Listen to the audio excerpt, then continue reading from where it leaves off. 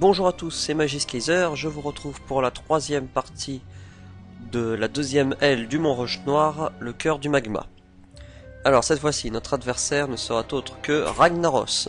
Le cœur du magma est mon domaine. Je vais vous écraser, Saracen.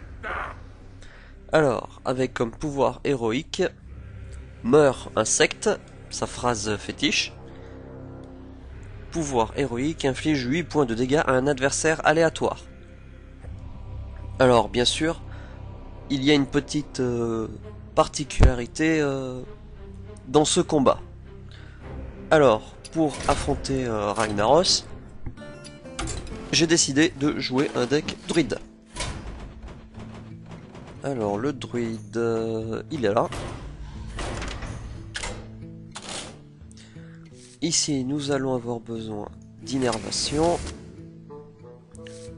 colère, 2 acclimatations, important pour détruire les monstres adverses que l'on ne peut pas gérer, 2 croissance sauvage,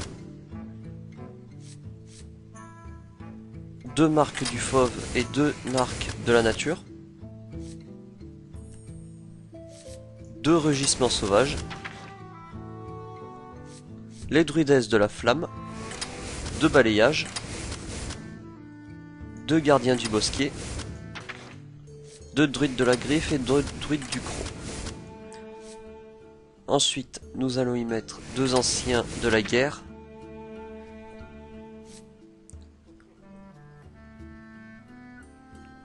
et nous allons jouer 2 protecteurs écorce-fer.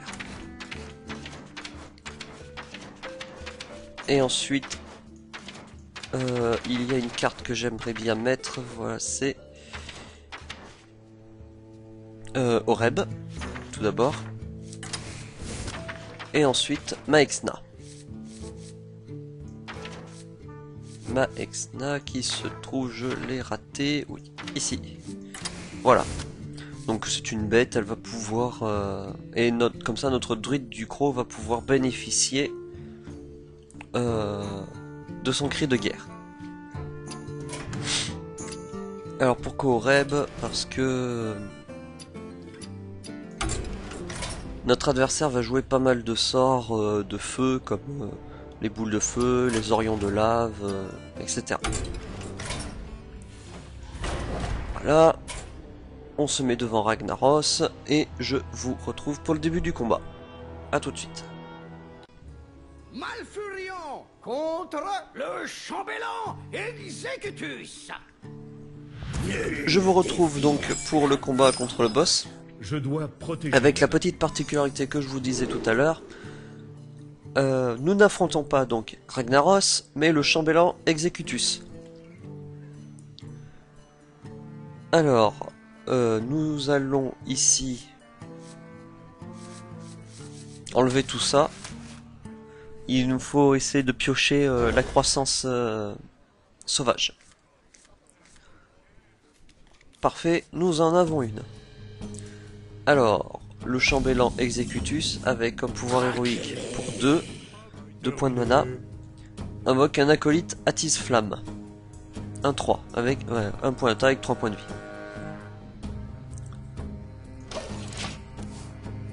Ici, nous passons notre tour. On peut pas faire grand chose. Hop, jouer immédiatement le cristal de mana.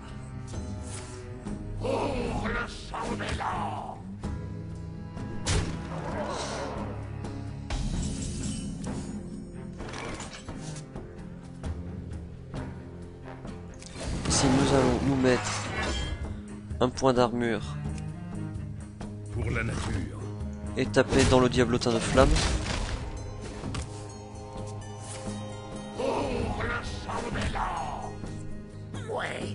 On se prend pas mal de dommages, mais on va pouvoir contrôler un peu le board. Bon, il a joué un deuxième, c'est très mal parti.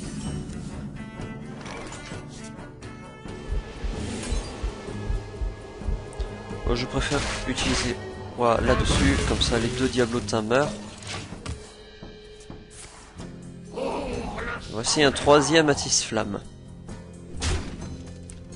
Donc ce combat ressemble un peu contre Maexna qui faisait pop des araignées avec son pouvoir héroïque.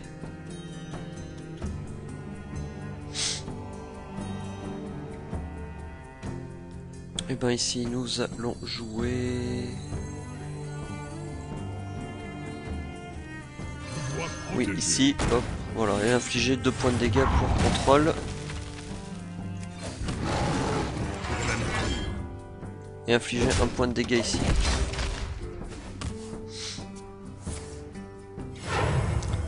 Pièce pour 6, que joue-t-il? Un acolyte. Un Orion de lave.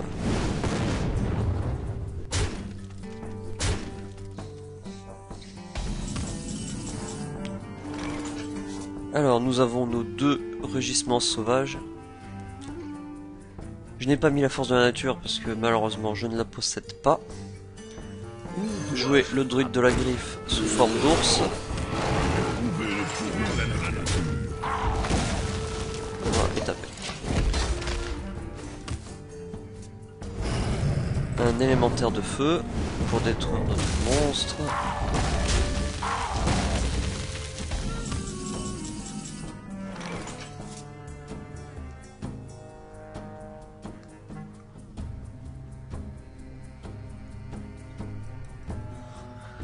Ici, nous allons...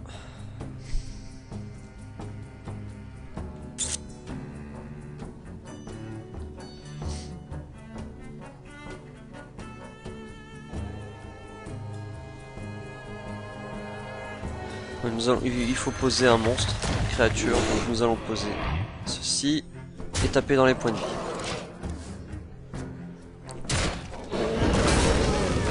Un chien du magma.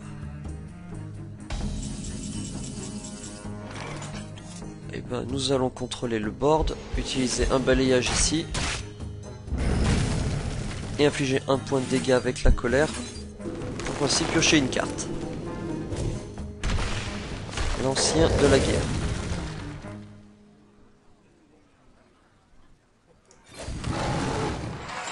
Je vais infliger 1 point de dommage. Alors, moi je le sais parce que je l'ai déjà fait. Je ne vais pas attaquer avec mon protecteur écorce fer. Tout simplement parce que notre adversaire joue des géants de lave. Et quand je dis des, ce n'est pas 1, donc ce n'est pas 2. Mais je me suis confronté à 5 géants de lave. Donc à partir de là, il faut... voilà, bah, justement, en voilà un.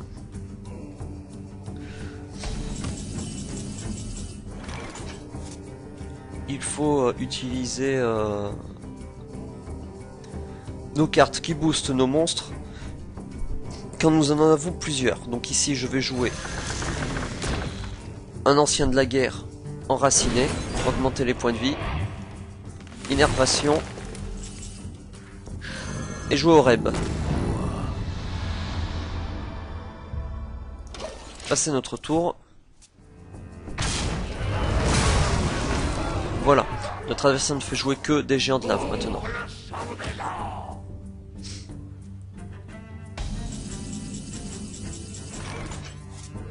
Donc ici,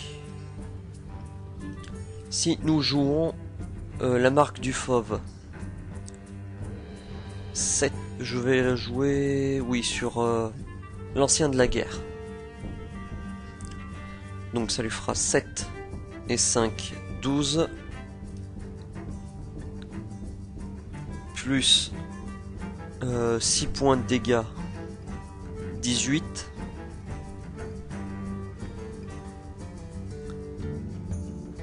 Ouais, nous allons faire ça.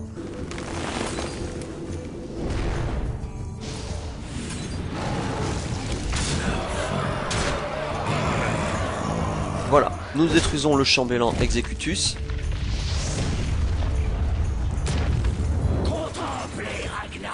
Et voici donc Ragnaros. Avec 8 points de vie, 8 points d'armure. Vous osez pénétrer dans mon domaine.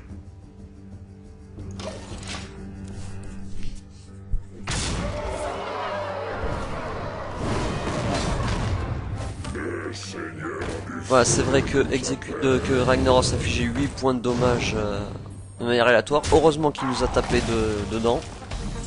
Ce qui nous permet donc de relancer un rugissement sauvage. Et de le terminer.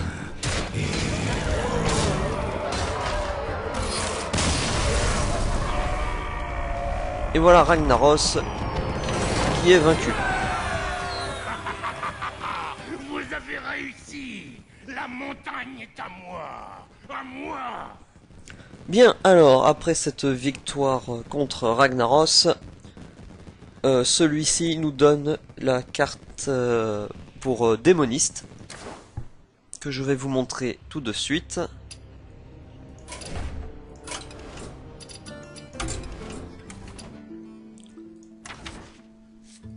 Donc, qui est, je vous en ai parlé tout à l'heure, le chef du gang des Diablotins. Invoque un Diablotin 1-1 chaque fois que ce serviteur subit les dégâts. Donc on va dire que c'est comme un client sinistre, mais celui-ci va invoquer des démons 1-1 à la place de se copier lui-même, comme le client sinistre. Donc c'est... Je pense que cette créature peut très bien aller dans un deck zoo. Comme ça, on va pouvoir trade les monstres adverses. Et puis invoquer donc plusieurs diablotins, prendre le contrôle assez rapidement du board. Et puis augmenter aussi nos démons avec des cartes qui leur donnent de la puissance d'attaque, et puis voilà, etc., etc. Ensuite, une fois que l'on a battu ces 3 boss, nous recevons une carte légendaire, alors neutre, voilà, qui n'est autre que le Chambellan Executus. C'est un tour 9, avec 9 points d'attaque et 7 points de vie, et qui a comme effet un râle d'agonie. Remplace votre héros par Ragnaros, le seigneur du feu. Pour ma part, c'est une carte assez risquée à jouer. Alors, vu que notre héros est remplacé par Ragnaros, est-ce qu'elle peut être un peu plus puissante que Jaraxxus? Jaraxxus, lui, possède une arme qui tape à 3 avec un pouvoir héroïque qui invoque un infernal 6-6. Ragnaros, lui, ne possède que 8 points de vie, avec un effet d'infliger 8 points de dégâts à un adversaire aléatoire. Donc si vous avez votre héros remplacé par Ragnaros, plus un Ragnaros sur le terrain, vous infligez 16 points de dégâts, répartis de manière aléatoire sur le terrain adverse. Donc 2 x 8. Mais voilà, pour ma part, c'est une carte à n'utiliser que dans un deck fun, vraiment si on veut voir aussi ce que cela donne. C'est pas vraiment une carte extraordinaire. Bon voilà, c'était la deuxième aile du Mont Roche Noir. Et puis en attendant la sortie de la troisième, je vous dis à plus et bon jeu à tous.